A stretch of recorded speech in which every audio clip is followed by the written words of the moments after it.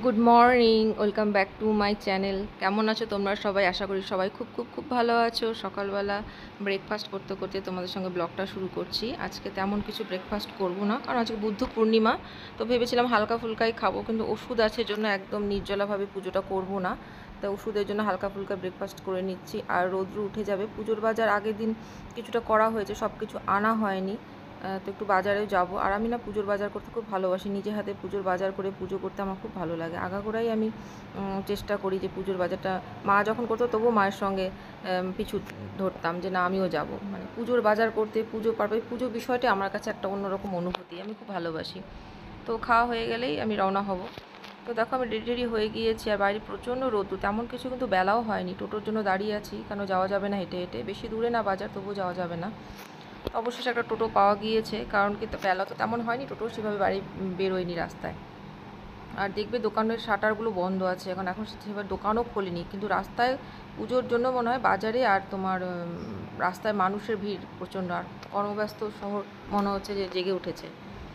তো এসে আমি প্রথমে দর্শকমরা ভাণ্ডারে চলে এসেছিলাম, কিন্তু দর্শকমরা ভাণ্ডার থেকে আমার পুজোর কিছু সামগ্রী নেওয়ার ছিল, ছোবা নেওয়ার ছিল, কর্পূর শেষ হয়ে গিয়েছিল, আরও কিছু জিনিস ছিল, সেগুলো নেব, নিয়ে ঠিয়ে তারপরে ফলের বাজার করব। আর তো এখানে ভিড় আছে, তো দাঁড়িয়ে থাকতে হচ্ছে, কারণ সবাই জিনিসপত্র নিতে এসেছে, কোনোখানি তাড়াতাড়ি করে হচ্ছে না, ওরা একজনকে দিচ্ছে। তো আমি দাঁড়িয়ে আছি, তখন ছোবাটা দিয়ে তারপর ওয়েট করছি, আরও কিছু নেওয়ার আছে। তারপরে চলে এসেছি ফল কিনবো। আর ফলটা আমি সেভাবে এখন দেখতে পাচ্ছি ইদানিংকালে ফলটা আমি ঠকে যাচ্ছি, তো বেশি কিছু ফল কিনবো না, বাড়িতে খাবার ফল আছে, খালি পুজোর জন্য কিছু ফল নিয়ে যাবো। আর দামও প্রচণ্ড, তো অল্প কিছু ফল নিয়ে আর ফুল নেব, কারণ কি বেলপাতা লাগবে, আজকে বৃহস্পতিবার, পান কলাও লাগবে, সমস্ত ফুল টুল নিয়ে। আর সুন্দর দেখো ফুল, অনেক ফুল নিয়ে বসেছে আজকে। এবার এখান থেকে কিছু ড্রাই ফ্রুটস নেওয়ার ছিল, কারণ বাজার থেকে নিতে ভুলে গিয়েছি। তো এখানে দেখলাম দোকানটা খোলা, ড্রাই ফ্রুটস নিয়ে তারপর টোটো করে এই দেখো সব মালপত্র নিয়ে বাড়ির দিকে রওনা হয়েছে। আসার সময় একটু মিষ্টি কিনবো, দেখতে পাচ্ছি দোকানের ট্রেগুলোতে সমস্ত ফাঁকা, মানে আগের দিনই মানে সব মিষ্টি কিনে নিয়ে চলে গিয়েছে, তেমন মিষ্টি নেই। যেগুলো কিনতে চাচ্ছি সেগুলো কিন্তু নেই। পাশের দোকানেও গেলাম, দেখো এই দোকান থেকে ছেড়ে আরেকটা দোকানেও গিয়েছি, ওখানেও নেই। তো যে মিষ্টি কিনবো ভেবেছিলাম সেটা নেই। তো চলে আসলাম বাড়িতে, এসে পুজোর সামগ্রী রেডি। ঠাকুর ঘরে দেখো সব কিছু রেডি হয়ে গেছে, এবার স্নান দানও করা হয়ে গেছে, এবার পুজো করব। আর সব কিছু রেডি হয়ে গেলে পুজো করতে ভালো লাগে। তো এটা পুরোহিতিনি রেডি, মানে আমি রেডি। ফল মূল দেখো, বাসন কোসনো মাজা, ফুলও রেডি। তো বসে গেছি পুজোর ঘরে। বৃহস্পতিবার কাপড় টাপড় পাল্টাতে হবে, দেরি লাগে, আস্তে ধীরে করছি। আর এই দেখো লক্ষ্মী ঠাকুরকে সাজানো হয়ে গিয়েছে, ঘাগরা ঠাগরা পরে, ফুল সিঁদুর টিঁদুর টিপ টিপ পরে, গয়নাগাটি পরানো হয়ে গেছে। কেমন লাগছে লক্ষ্মী ঠাকুরকে অবশ্যই জানিও। আর আমাদের লক্ষ্মী ঠাকুর প্রতি সপ্তাহে সপ্তাহে কাপড় টাপড় চেঞ্জ করে দেওয়া হয়।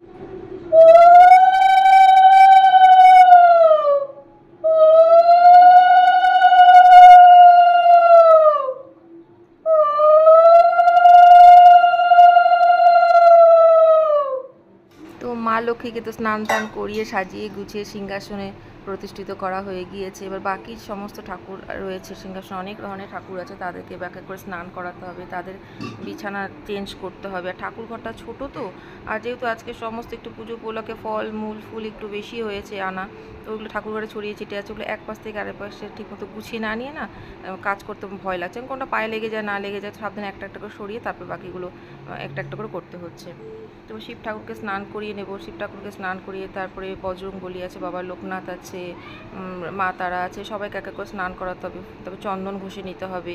আর এক এক ধীরে সুস্থেই করছি, কারণ বৃহস্পতিবারে পুজো, এমনিতেই আমার পুজো করতে একটু সময় লাগে, আর পুজোর ঘরে এসে আমি তাড়াহুড়ো করা পছন্দ করি না। ধীরে সুস্থে যখন একটু সময় পাই, অ্যাজ পার সিচুয়েশনে কখনো কখনো তাড়াতাড়ি করে নিতে হয়, সেটা আলাদা ব্যাপার, কিন্তু চেষ্টা করি সময় নিয়ে একটু ঠাকুর ঘরে পুজো করতে। আর এই দিনের এই সময়টুকু না আমার কাছে সবথেকে সেরা সময়। যতক্ষণ সময় আমি ঠাকুর ঘরে থাকি, পুজো করি, আমার মানে মনের একটা আলাদা তৃপ্তি, আলাদা একটা শান্তি অনুভূত হয় আমার, আর আমার ভালো লাগে। আর আগে জানো তো অনেক উপোস করে করে পুজো করতাম, ওই যে বলে না এখন পরিস্থিতির সময় শরীর কোনটাই সাথ দিচ্ছে না, তো একদম নির্জলাভাবে পুজো করতে পারি না। আগে তো অনেক উপোস করতাম, প্রায় উপোস আমার লেগেই থাকতো, যতটুকু পারি এখন মানে নিজেকে সুস্থ রেখেছি করার চেষ্টা করি। আর এদিকে দেখো তাড়াহুড়ো করে বাজারে করতে গিয়েছি, আর বৃহস্পতিবার ঘট বসাতে যাব, দেখছি যে দুর্বাই দেয়নি। তো এই দেখো আমার সব কিছু ফলমূল কাটাকাটি হয়ে গিয়েছে, আর সুন্দর করে ফুল দিয়ে সিংহাসন সাজিয়ে দিয়েছি মন ভরে। ফুল হলে পরে পুজো করতে মন ভরে যায়, আর বেশি করে ফুল দিয়ে পুজো করতে আমি খুব ভালোবাসি। সুন্দর করে সাজিয়ে গুছিয়ে দিয়েছি, ধূপ দ্বীপ দেখিয়ে পুজো করব।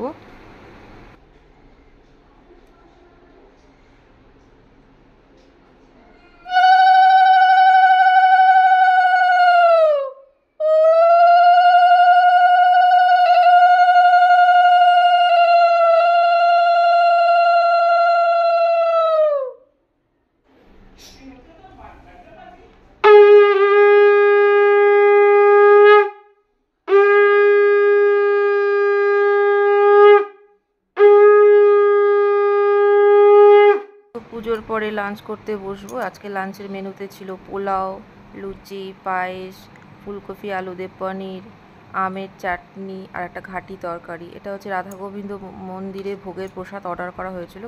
আমাদের বাড়িতে সবাই ভোগের প্রসাদটা খেতে খুব ভালোবাসে, যেহেতু আজকে পূর্ণিমা ছিল সেই উপলক্ষে আজকে এই জন্য এই প্ল্যানিংটা করা হয়েছিল। তো সবাই দেখো উপরে খাচ্ছে আর আমি নিচে মাটিতে বসি, প্রসাদ খেতে ভালোবাসি। তো সেই মাটি সরাতে বসেই খাচ্ছি, আমি প্লেটে ঢেলে নিইনি। আর মানে ঢাকনাটা খুলতে এত সুন্দর গন্ধ বেরোচ্ছিল না, গন্ধতেই মন ভরে যায়। অনেকটা পরিমাণই থাকে, একা খাওয়া যায় না। তো আর কেউ খাবে না বলছে, তো আমি আস্তে ধীরে অল্প অল্প করে খাচ্ছি। আর অনেকটাই বেলা হয়ে গেছে, সকালবেলা তো সেরকম ভারী কিছু খাওয়া হয়নি। তো এই ছিল।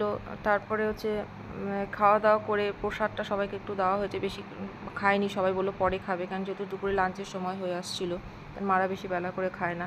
তো আমি আস্তে ধীরে বসে বসে খাচ্ছি, আর মারা উপরে সবাই বসে খাচ্ছে। তো তোমাদের বাড়িতে আজকে বুদ্ধ পূর্ণিমা উপলক্ষে কার বাড়িতে কি লাঞ্চ হচ্ছে, তোমরা কেমন করে পুজো করলে আমাকে কমেন্টসে জানিও বা আমার সঙ্গে শেয়ার করো, আমার ভালো লাগবে। তো আমি আমার সাধ্যমতো যেভাবে পেরেছি পূর্ণিমা উপলক্ষে মানে ভগবানের সেবা সাধ্যমতো করেছি, এভাবেই আমার সাধ্য অনুযায়ী বা আমাদের সাধ্য অনুযায়ী। আর এরপর সন্ধ্যাবেলা গিয়েছিলাম হচ্ছে সকালে ড্রাই ফ্রুটসের দোকানে না পুজো দেওয়ার কাজুর প্যাকেটে ফেলে রেখে এসেছি, কাজুর যা দাম, তো সেটাই আনতে বেরিয়েছিলাম। আর একটা আমার দরকারি ওষুধও আনার ছিল, সেটা আনার জন্য বেরিয়েছিলাম। আর দেখো এটা হচ্ছে আমাদের রাত্রিবেলার রায়গঞ্জ শহরের এই দৃশ্য তোমাদের সঙ্গে শেয়ার করলাম। তো একটা ওষুধ দোকানদার আনাতে পাঠিয়েছিল, জন্য বসে ওয়েট করছিলাম, আর সেখানে বসে বসে ভিডিও করছিলাম শহরটা তোমাদেরকে দেখাবো বলে। তারপরে বাড়িতে চলে এসে পুজোর প্রসাদটা নিয়ে বসেছি, কারণ খাওয়া হয়নি দুপুরে, আর আমটা বড্ড টক ছিল। তো এই ছিল আজকে আমার সারাদিনের ব্লগ, তোমাদের সঙ্গে শেয়ার করলাম। ভালো লাগলে আমার চ্যানেলটাকে লাইক, কমেন্ট আর সাবস্ক্রাইব করে দিও, অনেক অনেক শেয়ার করে। ভালো থাকো, দেখা হচ্ছে নেক্সট কোনো ভালো কন্টেন্ট।